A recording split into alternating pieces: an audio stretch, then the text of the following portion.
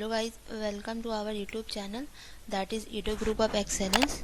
Today we are going to learn about control statement. तो video start करते हैं। तो जो सबसे पहले हम लोग देखते हैं इस वीडियो का एजेंडा क्या है, मतलब कि इस वीडियो में हम क्या क्या सीखेंगे। तो सबसे पहले जो हम लोग सीखेंगे वो है डिसीजन कंट्रोल स्टेटमेंट, उसके बाद जो हम लोग सीखेंगे वो है इटरेटिव स्टेटमेंट, और उसके बाद जो है वो है jump statement. Decision control statement में हम लोग इफ स्टेटमेंट जानेंगे, स्विच स्टेटमेंट को सीखेंगे। इटरेटिव स्टेटमेंट में हम लोग फोर लूप, वाइल लूप और डू वाइल को कैसे यूज़ किया जाता है वो जानेंगे। और जंप स्टेटमेंट में हम लोग ब्रेक, कंटिन्यू और गो टू को सीखेंगे। तो सबसे पहले जानते हैं डिसीजन कंट्रोल स्टेटमेंट क्या है और कैसे रन करता है। ओके, तो गाइज मैं इसका बहुत ही इजी एग्जांपल देती हूँ कि सपोज आप मार्केट जा रहे हो और आपको ये डिसीजन लेना है कि आप अम्ब्रेला लेकर जाओगे या नहीं। तो ये कब होगा? अगर आप बाहर में बारिश होगी तभी आप लेकर जाओगे अम्ब्रेला, बारिश नहीं होगी तो आप नहीं लेकर जाओगे। तो आपका जो ये डिसीजन है वो एक कंडीशन पे बेस्ड है। अगर कंडीशन फुलफिल हुआ तभी आप वो चीज़ करोगे, नहीं कंडीशन फुलफिल हुआ तो आप नहीं करोगे। तो ऐसा ही केस जब हमारे प्रोग्रामिंग में करने को लिए मिल जाए तो हम क्या करेंगे, ये तो मैंने रियल लाइफ बताया। लेकिन अगर ऐसा ही कुछ कंडीशन वाला स्टेटमेंट आ जाए हमारे प्रोग्राम में कि अगर ये कंडीशन होगा तो हम लोग ये काम करेंगे, ये कंडीशन नहीं हुआ तो हम लोग ये काम नहीं करेंगे। तो उस चीज़ को लिखने के लिए सी लैंग्वेज में बहुत दो स्टेटमेंट बनाया गया, एक इफ स्टेटमेंट और दूसरा जो है स्विच स्टेटमेंट। तो पहले इफ स्टेटमेंट को सीखते हैं। इफ स्टेटमेंट का जो सिंटैक्स है वो बहुत ही आसान है। जैसे कि आप देख रहे हो कि इफ कंडीशन जो है उसके बाद ब्रैकेट के अंदर जो स्टेटमेंट एग्जीक्यूट होगा वो लिखा हुआ है। इस चीज़ को ऐसे समझ सकते हो कि इफ़ के अंदर आप जो ब्रैकेट में जो कंडीशन लिखा हुआ है यहाँ पे आप कंडीशन डालोगे, जो भी कंडीशन आपको डालना है कि ये अगर ये कंडीशन फुलफिल होगा तभी जो स्टेटमेंट है वो रन होगा, अदरवाइज स्टेटमेंट रन नहीं होगा। तो यही सिंटैक्स होता है इफ़ का, ठीक है। अगर कंडीशन फुलफिल नहीं होता है तो कर्सर इसके अंदर जाएगा ही नहीं, और जाएगा नहीं तो स्टेटमेंट बिल्कुल भी एग्जीक्यूट नहीं होगा। इस चीज़ को हम कंपाइलर पे करके समझते हैं तो हमें थोड़ा और अच्छे से समझ। हम लोग आ चुके हैं कंपाइलर पे। जैसा कि आप देख रहे हैं कि मैंने यहाँ पे प्रोग्राम लिखा है, तो आइए समझते हैं ये क्या है। तो ये प्रोग्राम है to check a number negative, मतलब कि हमें इस प्रोग्राम से हम ये चेक कर रहे हैं कि कोई भी नंबर वो नेगेटिव है या नहीं, ठीक है। तो नेगेटिव कब होगा? नेगेटिव तब होगा जब वो नंबर 0 से छोटा होगा। जैसे कि आप लोग देख रहे हो, अगर वो 0 से छोटा हो गया तो वो नेगेटिव हो जाएगा, और 0 से छोटा नहीं हुआ तो नेगेटिव नहीं होगा, ठीक है। तो इस प्रोग्राम को करने के लिए मैंने यहाँ पे वेरिएबल लिया है इंटीजर n, और मैं यूज़र से वो इंटीजर मांग रही हूँ और फिर स्कैनफ से उसको रीड कर रही हूँ। ओके, रीड करने के बाद मैं चेक कर रही हूँ कि true if the number is less than 0। अगर नंबर 0 से छोटा है, ठीक है, तो वो नेगेटिव हो जाएगा। और अगर वो नेगेटिव हुआ तो मुझे यहाँ पे प्रिंट करना है कि इंटर नंबर जो है वो नेगेटिव है, ठीक है। और अगर नहीं, मैं नहीं डालती हूँ, मैं यहाँ पे मान लो ऐसा नंबर डालती हूँ जो कि नहीं है नेगेटिव, तो ये नहीं एग्जीक्यूट होगा। ये एग्जीक्यूट ओनली तभी होगा, इफ के अंदर जो भी मैंने लिखा है वो तभी रन करेगा जब मैं यहाँ पे जो कंडीशन डाल रही हूँ वो फुलफिल होगा, ठीक है। चलिए इसे रन करते हैं। ये देखिए मुझसे इंटीजर मांग रहा है, मैं यहाँ पे एक इंटीजर डालती हूँ। मुझे नेगेटिव इंटीजर डालना है तो मैंने नेगेटिव इंटीजर डाला, और देखो you entered A negative number that is -6। Okay, अब मैं यहाँ पे एक पॉजिटिव नंबर डालती हूँ, तब आप देखना तब क्या होता है। तो जैसे ही मैं यहाँ पे एक पॉजिटिव नंबर डालूंगी तो कुछ नहीं आएगा, क्योंकि इफ के अंदर वो गया ही नहीं। तो जब इफ के अंदर वो जाएगा ही नहीं तो इफ के जो स्टेटमेंट है वो कैसे एग्जीक्यूट होगा? इफ का स्टेटमेंट तभी एग्जीक्यूट होगा जब कंडीशन फुलफिल होगा, और कंडीशन जब फुलफिल नहीं होगा तो इफ का स्टेटमेंट नहीं रन करेगा। तो ये था इफ का। चलिए आगे बढ़। सो गाइज, दूसरा जो हमारा है वो एल्स है। मतलब कि मान लो मैंने जो एग्जांपल दिया था आप लोग को कि अगर बारिश होगी तो मैं छाता लेकर जाऊंगी, और अगर बारिश नहीं होगी तो वो तो मैंने नहीं बताया। मैंने सिर्फ बोला बारिश होगी तो मैं छाता लेकर जाऊंगी, और नहीं हुई तो उसके बाद वाला मैंने कुछ नहीं कहा, ठीक है। तो वैसा कंडीशन आ जाएगा कि अगर ये कंडीशन ट्रू होता है तो ये चीज होगा, लेकिन अगर ये ट्रू नहीं होता है तो एल्स में कुछ और भी होना चाहिए। अगर हमें वो चीज लिखना है तो उसके लिए हम एल्स का यूज करते हैं। एल्स का सिंटेक्स बिल्कुल ही सेम है इफ की तरह, लेकिन एल्स तब रन करता है जब इफ का कंडीशन फॉल्स हो जाता है। इफ का कंडीशन जब फॉल्स हो जाएगा तो एल्स रन करेगा, ठीक है। और अगर कंडीशन ट्रू होगा तो इफ रन करेगा। इसको भी हम लोग कंपाइलर पे समझ लेते हैं तो बहुत ही आसानी से समझ में आ जाएगा। ये बहुत ही गाइस, इसी प्रोग्राम में मैं आपको एल्स भी समझा देती हूँ, क्योंकि ये बहुत इजी है। जैसे कि मैंने बोला कि मैं यहाँ पे चेक कर रही हूँ कि जो मैंने नंबर इंटर किया है वो नेगेटिव है या नहीं, ठीक है। तो अगर वो 0 से छोटा होगा तो वो नेगेटिव होगा, ठीक है, और अगर वो नेगेटिव नहीं है तो फिर वो 0 से बड़ा होगा, ठीक है।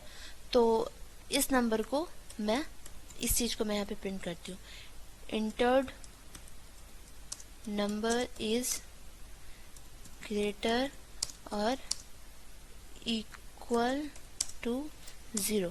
आइदर वो 0 से, अगर वो नेगेटिव नहीं है तो या तो वो 0 के बराबर है या 0 से बड़ा है, ठीक है। एंड नंबर क्या है, परसेंट डी है, दैट इज, जो नंबर है मैं वो भी प्रिंट कर दूंगी, दैट इज परसेंट डी, और यहाँ पे एन, ठीक है। तो ये बहुत ईजी है। जैसे कि आपने देखा कि अभी क्या हो रहा था कि जब आप एक नेगेटिव नंबर डाल रहे थे तो ये लाइन एग्जीक्यूट हो रहा था क्योंकि कंडीशन ट्रू हो जा रहा था, लेकिन जब आप पॉजिटिव नंबर डाल रहे थे तो कुछ नहीं हो रहा था क्योंकि मैंने उसके लिए कुछ लिखा ही नहीं था। लेकिन अब मैंने एल्स लगा दिया, तो अगर जैसे ही फॉल्स होगा तो अब ये वाला जो स्टेटमेंट है वो रन हो जाएगा। चलिए इसे कंपाइल करके समझते हैं और देखते हैं। तो देखिए मैं एक इंटीजर डालती हूँ, पॉजिटिव इंटीजर, तो देखिए एल्स में जो मैंने लिखा था वो रन हो गया, इंटर नंबर इज ग्रेटर और इक्वल टू 0 दैट इज 5। या तो 0 से बड़ा है या 0 के बराबर है, जो कि 5 है, ठीक है। तो आप लोग समझ सकते हैं कि कैसे होता है। मतलब अगर पहले जब मैंने एल्स नहीं लिखा था तो कुछ दूसरा नंबर डालने से कुछ आउटपुट नहीं आ रहा था, लेकिन मैंने अब एल्स लिख दिया है तो जैसे ही इफ का कंडीशन फॉल्स होता है, जैसे ही इफ का कंडीशन फेल होता है तो वो एल्स में आ जाता है और एल्स में आके जो स्टेटमेंट है वो रन कर देगा। और एक बात है गाइस कि जो इफ के बाद ही हमेशा एल्स लिख सकते हो, ठीक है। आप सिर्फ एल्स लिख के कभी भी कुछ नहीं कर सकते, वो इनवैलिड सिंटैक्स बताएगा। आपको पहले इफ लिखना है, उसके बाद ही एल्स लिखना है। आप 2 बार इफ यूज कर सकते हो, लाइक आपने यहाँ पे एक इफ लिखा और यहाँ पे आप ऐसे भी लिख सकते थे कि इफ एन जो है वो ग्रेटर देन या इक्वल टू 0 होगा, आप ऐसे भी लिख सकते थे, तो वो रन कर जाएगा, ठीक है। 2 इफ एक साथ काम करेगा। लेकिन अगर आप सिर्फ एल्स लिख दोगे और आप ये इफ को हटा दोगे तो ये रन जो है वो एरर दिखाएगा। क्या एरर दिखाएगा वो मैं आप लोग को दिखा देती हूँ। देखो, else without A previous if, मतलब एल्स जो है बिना किसी इफ के है। तो आप ये चीज को हमेशा याद रखिए, आप ऐसा एरर कभी नहीं करेंगे। जब भी एल्स लिखेंगे तो उसके पहले जरूर लिखेंगे। चलिए गाइस, दूसरा जो हमारा ये जो आप देख रहे हो ये क्या है कि इफ एल्स स्टेटमेंट, मतलब अगर एक साथ आप लोग को 3-4 कंडीशन चेक करना हो तो आप क्या करोगे। तो जब आपको 3-4 कंडीशन चेक करना हो, कि सिंपल में मैं आपको ऐसे समझा सकती हूँ, लाइक आप बाहर जा रहे हो, ठीक है, अगर बारिश हो रही है तब छाता लेकर जाओगे, अगर धूप है तब छाता लेकर जाओगे। तो एक साथ अगर आपको 2-3 कंडीशन में दिखना हो कि अगर ये कंडीशन होगा तो मैं ऐसे काम करूंगी, वो कंडीशन होगा तो मैं वैसे काम करूंगी। अब मैं इसका एक और भी एग्जाम्पल दिखा देती हूँ आप लोग को। जैसे कि आप बाजार जाने का सोच रहे हो, ठीक है, और आप ये सोच रहे हो कि अगर मैं मार्केट जाऊंगी तो मैं बुक्स खरीदूंगी, ठीक है। तो उसके लिए आपने एक इफ में लिखा कि अगर मैं मार्केट जाऊंगी तो मैं बुक्स खरीदूंगी, ये एक हो गया। और दूसरा स्टेटमेंट कि अगर मैं घर में रहूंगी तो मैं खाना खाऊंगी, ठीक है, अगर मैं घर में रहूंगी तो खाना खाऊंगी। और अगर मैं अपने पड़ोस के यहाँ जाऊंगी तो मैं ये काम करूंगी, ठीक है। तो अगर आप एक के साथ 3 कंडीशन हो गया, लाइक आप एक के साथ 2 कंडीशन या 3 कंडीशन चेक कर रहे हो, तो उस टाइम आप क्या करोगे। इफ एल्स तो बस एक कंडीशन के लिए होता है कि अगर एक कंडीशन चेक करना तो आप एक इफ लगाओगे और वो कंडीशन फेल हुआ तो आप कोई दूसरा काम करवा सकते हो एल्स लगा के। लेकिन एक ही साथ अगर आपको 2-3 कंडीशन दे दिया गया तो उस टाइम आप क्या करोगे। तो उस टाइम 2-3 कंडीशन चेक करने के लिए इफ और एल्स का यूज किया जाता है। तो आप इसका सिंटैक्स देख रहे हो ये कैसे लिखा जाता है। आपने इफ लिखा, कंडीशन 1 लिखा, अगर कंडीशन 1 ट्रू है तो इफ के अंदर का जो स्टेटमेंट है वो रन होगा। उसके बाद आपने एल्स इफ लिखा और कंडीशन 2 लिखा, अगर कंडीशन 2 ट्रू है तो उसके अंदर का स्टेटमेंट रन होगा। उसके बाद आपने एल्स लिखा और अगर ये ट्रू है तो फिर एल्स के अंदर का स्टेटमेंट रन होगा। तो बस यही है। चलिए इसको कंपाइलर पे समझते हैं। गाइस हम लोग आ चुके हैं कंपाइलर पे। तो गाइस जैसा कि ये जो प्रोग्राम है ये है program to relate two integers using ये सिंबल। मतलब क्या है कि आप 2 नंबर के बीच का रिलेशन निकालोगे कि 2 नंबर जो है वो इक्वल है, बड़ा है या छोटा है। तो अगर ये चीज़ आपको चेक करना हो तो वो हम लोग आज यहाँ पे इफ एल्स इफ के यूज से सीखेंगे। और एक बात, जब हम लोग एक साथ इफ एल्स इफ का यूज़ करते हैं, ठीक है, तो उसको लैडर भी बोला जाता है, ठीक है, उसको इफ एल्स लैडर भी कहा जाता है। तो इस टाइप के प्रॉब्लम को आप इफ एल्स लैडर भी कह सकते हैं। तो चलिए इस प्रोग्राम को समझते हैं। तो सबसे पहले मैंने दो नंबर लिया है, N1 N2, उसके बाद मैंने प्रिंट यूज़र से नंबर मांगा है और स्कैनर से उस नंबर को रीड कर लिया है, ठीक है। रीड करने के बाद मैं चेक कर रही हूँ कि क्या दोनों नंबर इक्वल है। अगर दोनों नंबर इक्वल है तो मैं रिजल्ट में लिखूंगी कि दोनों नंबर जो है वो इक्वल है। तो रिजल्ट पहला नंबर इक्वल है दूसरे नंबर का, ठीक है, ये प्रिंट होगा। इफ के अंदर ये स्टेटमेंट है कि दोनों नंबर इक्वल है, ये प्रिंट होगा। दूसरा है कि अगर है वो क्या है कि अगर पहला नंबर बड़ा है, ठीक है, पहला नंबर अगर बड़ा है तो मैं रिजल्ट में प्रिंट करूंगी कि जो पहला नंबर है वो ग्रेटर देन है दूसरे नंबर से, तो उस टाइम ये प्रिंट होगा। और अगर ना ये कंडीशन ट्रू है ना ये कंडीशन ट्रू है, मतलब कि जो नंबर है वो ना तो इक्वल है, पहले नंबर जो है वो ना तो इक्वल है दूसरे का, ना ही दूसरे से बड़ा है, बल्कि वो छोटा है, ठीक है, तो उस टाइम में ये प्रिंट होगा कि जो दूसरा नंबर है वो बड़ा है पहले नंबर से। अच्छा, मान लो आप 3 नंबर ले रहे हो, ठीक है, और नहीं सॉरी आप 2 नंबर ले रहे हो, ठीक है, और वो 2 नंबर आपस में इक्वल नहीं है और पहला वाला जो है वो दूसरे से बड़ा नहीं है, तो ऑब्वियसली दूसरा वाला जो है वो बड़ा होगा, ठीक है। तो इट्स कॉमन था, इसलिए एल्स में हम लोगों ने यहाँ पे कंडीशन नहीं लिखा, डायरेक्ट लिख दिया कि तो अगर ये भी फेल है ये भी फेल है तब तो यही ट्रू होगा। चलिए इसको कंपाइल करते हैं। कंपाइल हो चुका है। मैं यहाँ पे 2 नंबर डालती हूँ, पहले मैं इक्वल नंबर डालती हूँ। तो देखो मैंने इक्वल नंबर डाला तो रिजल्ट मेरा ये प्रिंट हुआ। उसके बाद मैं यहाँ पे दूसरा, इस बार मैं पहला नंबर बड़ा और दूसरा नंबर छोटा डालूंगी, नहीं पहला छोटा दूसरा बड़ा डालती हूँ। तो इस बार जो थर्ड वाला जो मैंने एल्स का लिखा था वो रन हुआ है, 5 ग्रेटर देन 6, ओके। उसके बाद मैं तीसरा डालती हूँ, इस बार मैं पहला नंबर बड़ा और दूसरा नंबर छोटा डालती हूँ, तो इससे ये प्रिंट हुआ, ठीक है। तो आप देख सकते हो कि कैसे कैसे करके डिफरेंट आउटपुट आ रहा है अलग अलग कंडीशन पे। अगर ये स्टेटमेंट ट्रू हो रहा है तो मुझे ये प्रिंट होके ये रिजल्ट मिल रहा है, अगर ये स्टेटमेंट ट्रू हो रहा है तो मुझे प्रिंट होके ये रिजल्ट मिल रहा है, और अगर ये स्टेटमेंट ट्रू हो रहा है तो मुझे प्रिंट होके ये रिजल्ट मिल रहा है। तो गाइज यही है, बहुत ही ईजी है, आप आराम से समझ सकते हैं। कोई भी दिक्कत हो आप कमेंट बॉक्स में हमसे पूछिए। आगे बढ़ते हैं। इफ एल्स लैडर सीखने के बाद अब हम लोग ये सीखते हैं नेस्टेड इफ एल्स, ये क्या होता है।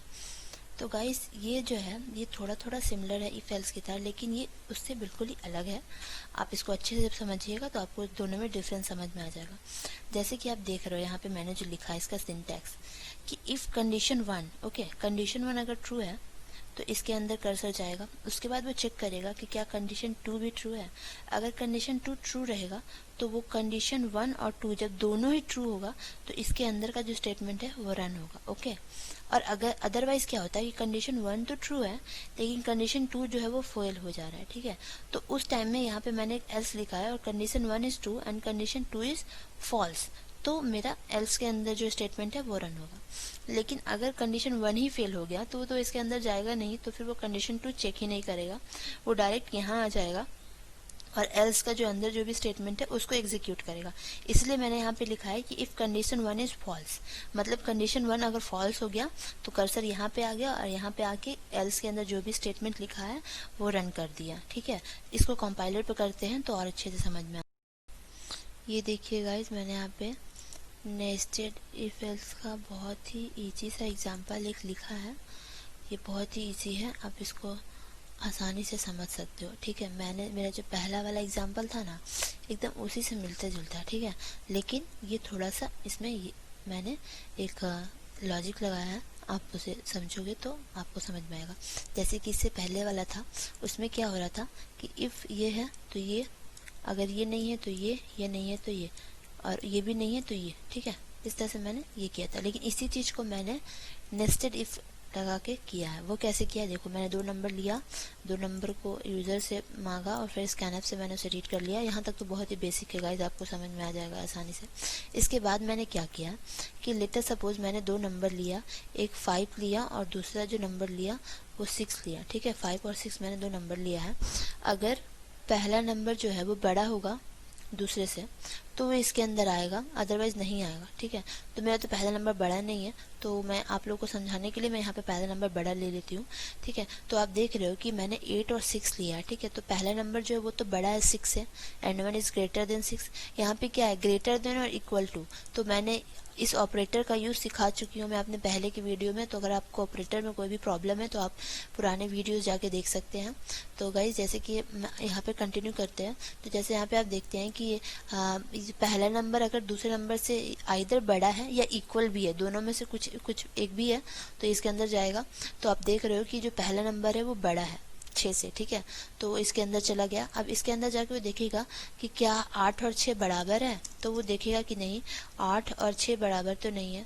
तो 8 और 6 जब बराबर नहीं है तो वो इसके अंदर नहीं आएगा। ठीक है, वो एल्स में चला जाएगा। एल्स में जाकर वो डायरेक्ट प्रिंट कर देगा। क्या प्रिंट करेगा, यहाँ पे वो प्रिंट करेगा कि जो हमारा रिजल्ट आया है वो 8 जो है वो ग्रेटर देन 6 से है। ठीक है, तो देखिए बिल्कुल ही सही आउटपुट आया है, कुछ गलत नहीं है। 8 हम लोग का बड़ा होता है 6 से। अब मैं यहाँ पे एक दूसरा लेती हूँ कि मैं यहाँ पे लेटर सपोज मैं एक एग्जांपल लेती हूँ 5 और 6 का। ठीक है, तो 5 और 6 जब मैं दो नंबर यहाँ पे जो डालूंगी, अगर वो 5 और 6 रहेगा तो वो इसके अंदर नहीं जाएगा। ठीक है, तो अगर इसके अंदर वो नहीं जाएगा तो वो डायरेक्ट नीचे आएगा। इसके अंदर अगर वो नहीं जाएगा तो वो डायरेक्ट नीचे आएगा। नीचे आके वो यहाँ पे क्या प्रिंट करेगा कि जो रिजल्ट है हम लोग का उसमें n2 बड़ा है n1 छोटा है। तो जो पहला नंबर है वो ग्रेटर देन जो दूसरा नंबर है वो, तो दूसरा नंबर जो है वो 6 है। तो आप देख सकते हैं कि कितना आसान है, कितनी आसानी से मैंने आप लोग को ये समझा दिया, कुछ भी प्रॉब्लम नहीं है। अब गाइज मैं इसे एक बार रन कर देती हूँ तो आप लोग को आउटपुट देख के और अच्छे समझ में आएगा। तो मैंने दो इंटीजर 8 और 6 दिया है। ये देखिए गाइज, जो मैंने रिजल्ट बताया वही रिजल्ट प्रिंट हुआ है। अब मैं यहाँ पे दूसरा एक वैल्यू देती हूँ जो कि पहला दूसरा ऐसे होगा तो ये प्रिंट होगा। तो इस तरह से नेस्टेड इफ एल्स का यूज़ होता है। आई होप आप लोग को समझ में आया होगा। नहीं समझ में आया तो आप कमेंट बॉक्स में हमसे पूछ सकते हैं। सो गाइज आगे बढ़ते हैं, हमारा जो दूसरा है वो देखते हैं। वो बिल्कुल ही इफ एल्स के जैसे। ठीक है, ये इफ एल्स की तरह ही होता है। आप दोनों, बल्कि इसका इफ एल्स है वो तो और ही इफ एल्स से इजी होता है। तो इफ स्विच का यूज़ करना बहुत ही आसान है, आप तुरंत से सीख जाओगे, कोई भी प्रॉब्लम नहीं है। तो आइए स्विच का जो है वो समझते हैं। तो स्विच केस में क्या होता है कि पहले आपको जो भी एक्सप्रेशन है आप वो लिखोगे, उसके बाद आपका जितना भी केस है, आपको जितना केस है आप सारा लिख सकते हो, इसमें कोई लिमिट नहीं है। Like case constant 1, case constant 2, जितना आपका केस है मैक्सिमम वो केस आप लिख दो। और लिखने के बाद जब कोई भी केस आपका नहीं है तो लास्ट में एक होता है डिफ़ॉल्ट स्टेटमेंट, कि अगर ऊपर में से जितना केस था कोई भी केस फुलफिल नहीं हुआ तो लास्ट का जो डिफ़ॉल्ट में प्रिंट होगा वो हमें लिखना पड़ता है। तो डिफ़ॉल्ट लिख के आपको डिफ़ॉल्ट स्टेटमेंट लिखना होगा, वो रन करेगा। ठीक है, और केस कांस्टेंट में क्या होता है कि आप जो सिंटेक्स देख रहे हो ये सब प्लीज़ अच्छे से देखो, क्योंकि ये सब का यूज़ होता है वहाँ पे। ये सब केस जो भी आप केस 1 लिखे उसका कांस्टेंट लिखो, उसके बाद उसका स्टेटमेंट लिखो, फिर ब्रेक लिखो, फिर दूसरा केस लिखो, फिर आप उसका स्टेटमेंट लिखो, फिर ब्रेक लिखो। इस तरह से करके आप स्विच केस को कर सकते हो। तो चलिए गाइस इसका भी एक प्रोग्राम कर लेते हैं कंपाइलर पे। सो गाइज जैसा कि आप लोग देख रहे हैं कि हम लोग कंपाइलर पे आ चुके हैं। तो गाइज मैंने यहाँ पे एक बहुत ही इजी सा एग्जांपल लिया है, आप लोग इसे तुरंत समझ जाओगे, कोई भी डिफिकल्ट नहीं है। मैंने क्या किया है, एक कैर ऑपरेटर लिया है और मैंने यूज़र को कहा है कि कोई 4 ही में से ऑपरेटर डालने, like plus, minus, into, divide, इसी में से कोई एक ऑपरेटर डालने के लिए कहा है। और फिर मैंने स्कैनर से उसे रीड किया है और उसके बाद फिर मैं 2 ऑपरेंड्स ले रही हूँ जिसके बीच में मैं ऑपरेशन करूँगी। तो मैंने 2 इंटीजर वैल्यू लिया है n1 n2, उसके बाद मैं स्कैनर से उससे भी रीड कर ले रही हूँ। ठीक है, तो ये तो कंप्लीट हो गया। उसके बाद मैं क्या कर रही हूँ, उसके बाद मैं स्विच केस लगा रही हूँ। ठीक है, स्विच केस में मैं क्या कर रही हूँ कि अगर प्लस होगा तो दोनों के बीच में एडिशन होगा, अगर माइनस ऑपरेंड मैंने डाला तो दोनों नंबर के बीच में माइनस वाला ऑपरेशन होगा, अगर मल्टीप्लाई डाला तो दोनों के बीच में मल्टीप्लिकेशन होगा, और डिवाइड डाला तो 2 नंबर के बीच में डिवीजन वाला ऑपरेशन होगा।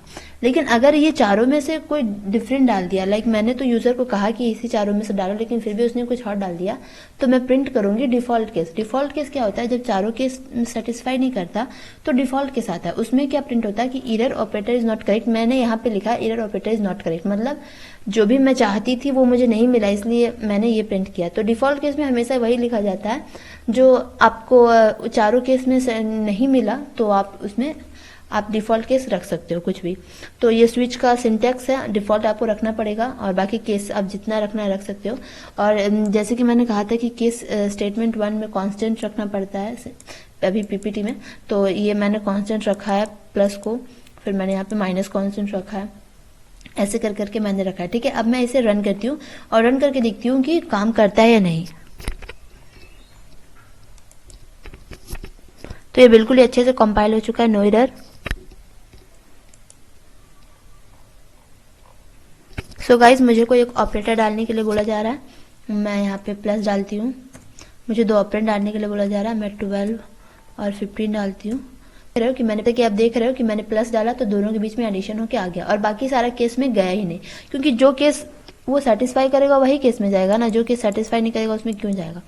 तो जैसे कि आप देख सकते हो कि जो केस इसने सेटिस्फाई किया उस केस में गया और उसके स्टेटमेंट को एग्जीक्यूट करके ब्रेक कर गया, मतलब लूप से बाहर निकल गया और लूप से बाहर निकल के प्रिंट जो भी प्रिंट करना था वो प्रिंट करके लूप से बाहर निकल गया। तो गाइज ऐसे ही होता है, ये बहुत ही आसान है। अगर मैं माइनस डालती तो ये स्टेटमेंट प्रिंट होता, अगर मैं कुछ और लेटेस्ट सपोज मैं डिफॉल्ट केस का भी करके दिखा देती हूँ। अगर मैं ये चारों में से कुछ नहीं डालूंगी, लाइक मैंने ये डाल दिया, तो मुझे 2 ऑपरेंड अब डालने बोल रहा है, लेकिन दोनों के बीच में ऑपरेशन नहीं होगा क्योंकि मैंने डिफॉल्ट केस में जो लिखा था, इसलिए ऑपरेटर इज नॉट करेक्ट।